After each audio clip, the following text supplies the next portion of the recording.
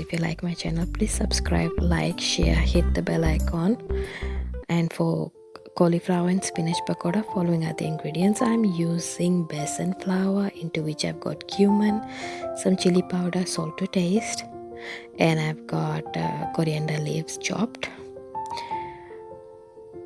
I will be adding water to this, and I'll make sure that my batter is not too thin, neither too thick.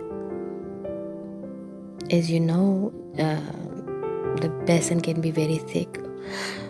Here I've got cauliflower which is nicely washed and dried. I'm going to add into this mixture and coat it well so that I can deep fry them. Cauliflowers are very good for health. I will be using the same mixture or the same batter for my spinach.